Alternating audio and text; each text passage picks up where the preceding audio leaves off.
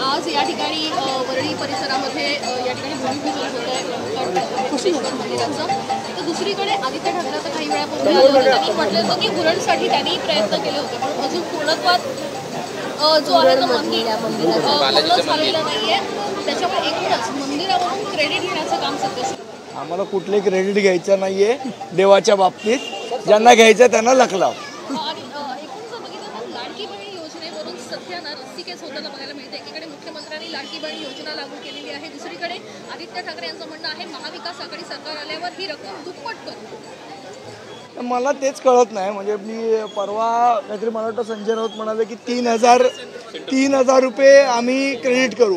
एकदा तुम्ही म्हणता की तिजोरी रिकामी आहे, मग 1,500 रुपये हे कुठनं देणार असा प्रश्न विचारला, आणि एकदा तुम्ही म्हणता की आम्ही 3,000 क्रेडिट करू। नेमकं काय करायचं आहे? तुम्हाला योजना आवडली आहे, तुम्हाला योजना नाही आवडली आहे?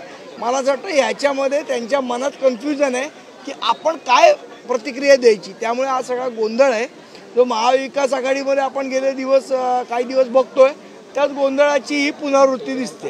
आदित्य ठाकरेंचं असं म्हणणं आहे की कोस्टल रोड प्रकल्प जो आहे तो सुरू झाल्यानंतर आम्ही होर्डिंग लावू देणार नाही, आमचं सरकार आल्यानंतर होर्डिंग मुक्त मुंबई आम्ही करू आणि नवीन पॉलिसी आणू। आतापर्यंत 15 वर्ष तुमच्याकडे महापालिका होती, तेव्हा का तुम्ही झक मारलीत का? त्यावेळी ही होर्डिंग तुम्हीच दिली ना, मग आज कुठलं होर्डिंगचा पुळका आलाय? आतापर्यंत होर्डिंगच्या परमिशन कोणी दिल्या? महापालिकेने दिल्या सगळ्या परमिशन दिला ना, मग तेव्हा 15 वर्षात का ना पॉलिसी बनली होर्डिंगची? त्यामुळे हे सगळं निवडणुकीच्या पुरतं आदित्य ठाकरेंचं चाललेलं आहे, ह्याच्यामध्ये काय अर्थ नाही आहे। आत्तापर्यंत किती होर्डिंगला इल्लीगल होर्डिंग होते आणि महानगरपालिका तुमच्या हातात होती, तेव्हा किती होर्डिंगवर कारवाई केली याचं उत्तर पहिले तर मग बाकीची बोलणं त्यांनी बोलावं। आज अजित पवार सायन रुग्णालयामध्ये घटना घडलेली आहे, जी महिला डॉक्टर आहे तिच्यावरती रुग्णालय आणि नातेवाईकांनी हल्ला केलेला आहे, ती बचाव। मला वाटतं डॉक्टरांचा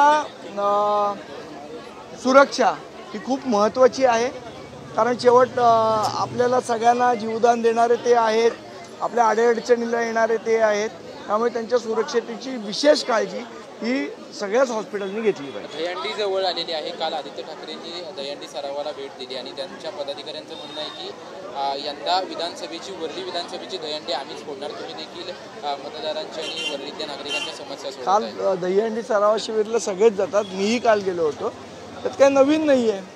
आज अजित पवार यांच्या यात्रेमध्ये भाजपच्या कार्यकर्त्यांनी काळीझेंडे दाखवले, कसं बघतं? महायुतीमध्ये अलबेल नाहीये का? मला वाटतं तेच उत्तर देतील त्याची, मी कुठे उत्तर देईन?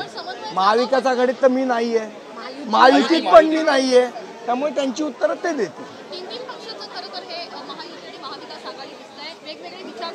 आम्ही आमचा अजेंडा घेऊन पुढे जाणार आहोत, आमचा अजेंडा विकासाचा आहे, लोकांच्या समस्येचा आहे, तो आम्ही घेऊन जाणार आहोत।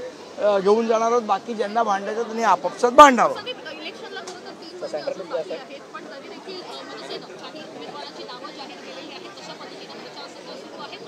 अतिशय चांगला प्रचार सुरू आहे, उत्तमरित्या प्रचार चालू आहे, लोकांचा प्रचंड असा प्रतिसाद आहे।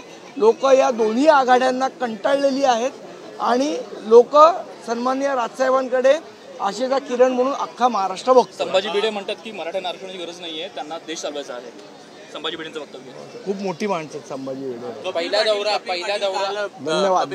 पहिला दौरा भेट घेतलेली आहे, उद्धव ठाकरेंवर देखील टीका करताना पाहायला मिळत आहे, कुठंतरी त्यांची नाराजी पाहायला मिळते आहे। इंडिया आघाडीला आम्ही पाठिंबा दिला, मात्र जो वाटा आहे बघा असं आहे की उद्धव ठाकरेंनी खूप लोकांना फसवलेलं आहे, त्यातलं लेटेस्ट व्हर्जन आहे कपिल पाटील आहे।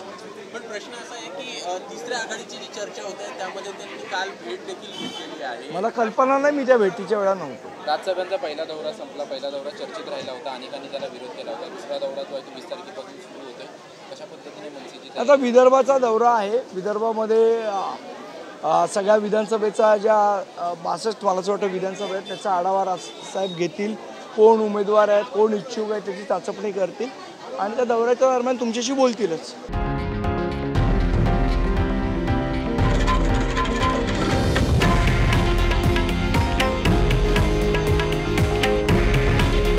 हे आहे देशातील नंबर 1 न्यूज नेटवर्क आणि आपण पाहत आहात TV9 मराठी। काळजी तुमची, हित महाराष्ट्राचं।